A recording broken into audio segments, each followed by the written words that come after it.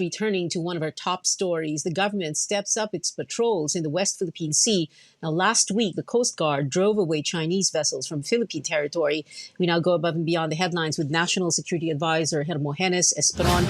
Good evening, Secretary Esperon, and welcome to Newsnight. Let's begin with this, sir, very briefly. There was this one particular reaction on Twitter to the story.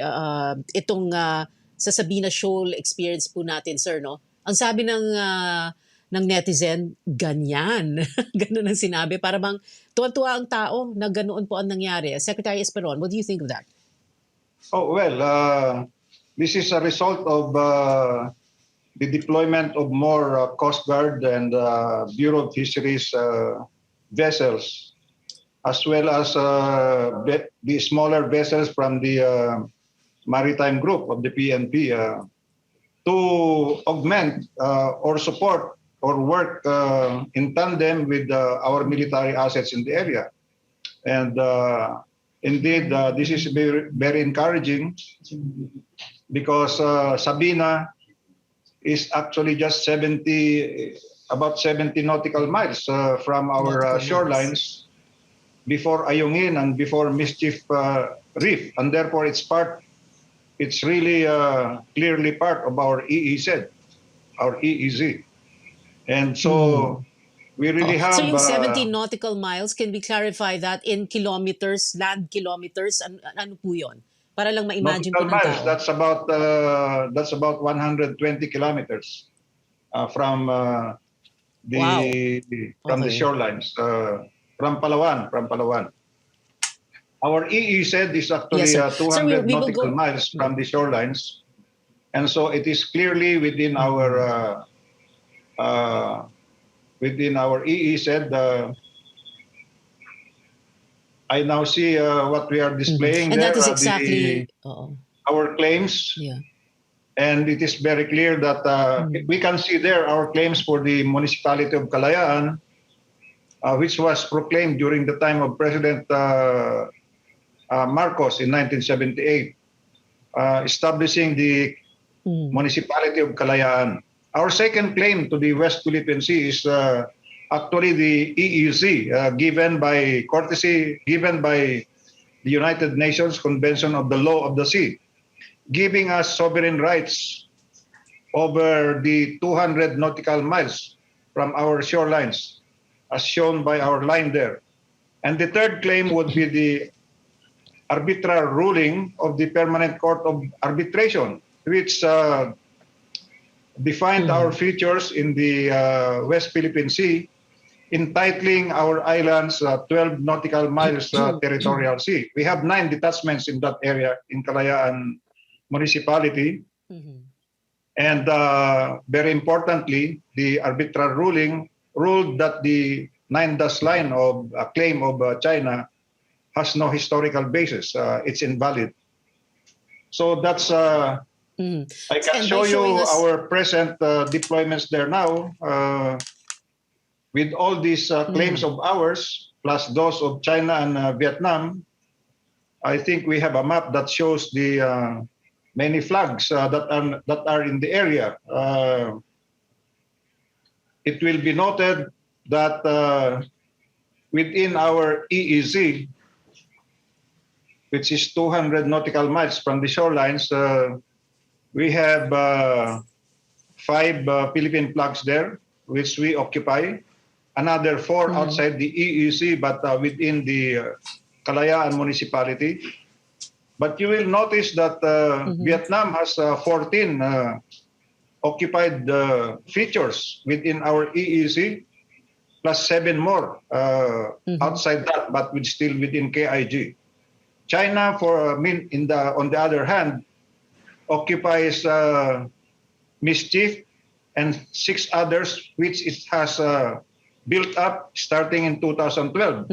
Okay. And now Mischief Reef, Pia, Mischief Reef to the right is now 590 hectares with a 3-kilometer runway. And if you go to the left, you will see there at the middle Fiery Cross, which is now 210 hectares with a 3-kilometer runway, and another runway in Subi, to the top, top there. It's 200. It's Well, 560 hectares, double that of the Bonifacio Global City.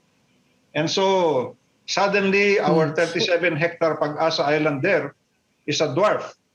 And so with the 42-hectare holding of Taiwan, which used to be the biggest at 42 hectares. So there are, Secretary, even Malaysia has detachments there. So if you talk about the West Philippine Sea and the Kalayaan Island Group, there are, it's actually a disputed area yes. with all the claims of the other countries. Yes. Well, Secretary, yes. Well, it's good. It's very good to hear you say that and make things very visual for everybody watching right now, so that we can understand that we were well within our rights. That is basically what you're saying, no? By explaining and showing to us that map, that we, the Philippines, through the Coast Guard and the Bureau of Fisheries and Aquatic Resources, are well within our rights to exert and assert sovereignty there in the area of Sabina Shoal. Secretary, we'd like to have a deeper understanding kasi of what happened, no? Because maraming reactions kasi of what happened, and we want to look at it through the lens of this scenario in Sabina Shoal. Is it correct to say na nagpapakita na ng pangil ang Pilipinas for the simple reason, like you said a while ago, no? Because the Coast Guard has bigger boats now? Oh, yes. You will notice there that we have deployed the BRP Cabra, which is 64 meters long. But if you put it side by side with the Chinese fishing vessels or maritime militia, then you will see that the Chinese vessels are even bigger. But thanks to Even our bigger. intrepid Coast Guard people, they dare to go beside this and challenge these vessels that are nesting in Sabina Shoal, which is, of course, very much inside our EEZ. And so we have sovereign rights over that area. When you say sovereign rights, we have exclusive right for fisheries, but we have exclusive right. We can share the fisheries, but for the seabed, that's exclusively ours to explore and exploit. Yes. Remember that in the West Philippine Sea, we have Malampaya and the Recto Bank. Those are resource-rich areas for natural gas and other things. Okay. So, Secretary, dahil nga mas malaki at mas mabilis na ngayon ang barko ng Coast Guard, pwede na natin gawin, in other words, in very simple language, pwede na natin gawin sa China yung ginagawa nila sa atin, yung china-challenge na natin sila to ask to identify themselves as what we heard in that video from the Coast Guard sa Sabina Shoal, and to say what is the last and next port of call, and then to tell them that they are in Philippine territory. Pero can you describe to us, sir, dahil itong patrol na po ito, this is a law enforcement patrol, a safety of life at sea patrol, and like you said, no, it's a joint effort of different agencies. Can you explain that to us and tell us how how the modernization of both the Coast Guard and the Armed Forces has contributed to this situation na nagawa na natin ito for the first time? Well, the Coast Guard is primarily for enforcement of maritime laws at sea and safety of life. So it can enforce actually fisheries laws as deputized by the Bureau of Fisheries. Even the Bureau of Fisheries now has several vessels. In fact, in the West Philippine Sea, they now have 7 there. We pulled out 2 from other areas just to increase our deployments in the West Philippine Sea. And so with the Coast Guard, indeed the modernization program is now helping us, but if you come to think about it, our maritime domain is 7 times our land territory. That means about 2.3 million square kilometers. Yes. We need more. We need more of this. We need more of this. Yes. And so we need also some more for the Sir, I wanted... armed forces of the Philippines. Just remember, we have the maritime domain That's true. to protect, preserve, and enhance. At the same time, we have the 9 detachments Mhm. there to, the Marines Yes. are manning Secretary, them, some airports. So we oh, have I need to to ask you this improve our question detachments dahil there. may mga ganitong mga reactions. Yeah, may mga ganito kasing mga reactions, no, na gano'n na nga, no, na tuwan-tuwa, medyo na naha-high moral ang tao sa nangyaring ito, ganyan ang sinasabi, maganda yung effect, ano. Pero merong din mga nagsasabi, why don't we send in the Navy, which has much bigger ships? I know you're going to say we can't do that because this is a what, sir? What is it going to lead to? This is going to be an act of aggression, hindi po ba? Yeah, the Navy and so the Air Force, but this is not the situation where they should be deployed. We know the lesson of Barok when we deployed the to apprehend the Chinese fishing vessel.